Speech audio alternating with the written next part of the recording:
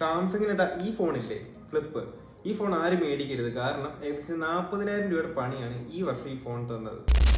Okay, ഇതാണ് സാംസങ്ങിന്റെ C flip 6 phone. നോക്കുവാണെങ്കിൽ premium build quality, A features, in hand feel ആയാലും ഡിസ്പ്ലേ ക്വാളിറ്റി ആയാലും പെർഫോമൻസ് ആയാലും ക്യാമറ ആയാലും എല്ലാം ടോപ്പാണ്. ബട്ട് മേടിച്ചിട്ട് 2 മാസം ആവുന്നതിന് മുൻപേ തന്നെ ഇതിന്റെ അകത്തെ display complaint. That means touch വർക്കാത്ത പ്രശ്നമായിരുന്നു. പകുതി മീൻസ് ഇത്ര അടച്ചാൽ പോലും ഡിസ്പ്ലേ എങ്ങും തൊട്ടാ ടച്ച് വർക്കാവില്ല. ഫുള്ളി ഓപ്പൺ ആണെങ്കിൽ മാത്രമേ ടച്ച് വർക്കാത്തുള്ളൂ. സോ അത് വാറന്റി ഉള്ളതുകൊണ്ട് തന്നെ റീപ്ലേസ് ചെയ്ത് തന്നു. പക്ഷേ 2 മാസം ആയപ്പോഴാണ്, അതും പ്രീമിയം ഫോൺ, സാംസങ്ങിന്റെ ഒരു പ്രീമിയം ഫോൺ ആയിട്ട് പോലും 2 മാസം കഴിഞ്ഞപ്പോൾ ഡിസ്പ്ലേ കംപ്ലൈന്റ് ആയി.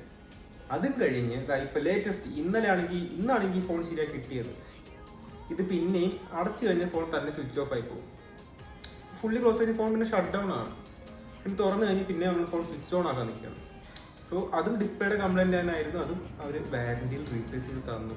ഈ 2 പ്രശ്നം വന്നത്, ഈ ഡിസ്പ്ലേ 2 പ്രശ്നം വന്നപ്പോഴേ എനിക്ക് വാറന്റിയിലായതുകൊണ്ട് തന്നെ ഫ്രീ ആയിട്ട് റീപ്ലേസ് ചെയ്തിട്ട്. പക്ഷേ ഇന്നലെ ഈ ഫോണിന്റെ വാറന്റി തീർന്നു. ഇനിയും തൊട്ട് ഇതിന്റെ ഡിസ്പ്ലേ മാറണമെങ്കിൽ ഏകദേശം 15,000 രൂപയുടെ അടുത്താണ് ഇതിന്റെ അകത്തെ ഡിസ്പ്ലേയുടെ വില.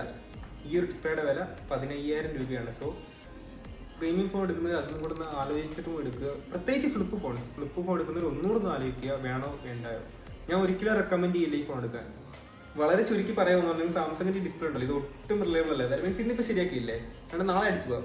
അങ്ങനത്തെ ഒരു ഡിസ്പ്ലേ ആണ് ഈ വരുന്നത്. സോ ഇത് ഒട്ടും റിലയബിൾ അല്ല. നമുക്ക് റീപ്ലേസ് ചെയ്യാൻ പോസിറ്റീവ് ആവുന്നുണ്ട്. സോ സാംസങ്ങിന്റെ ഫ്ലിപ്പ് ഫോൺസ് ഒരു പരാജയം തന്നെയാണ്.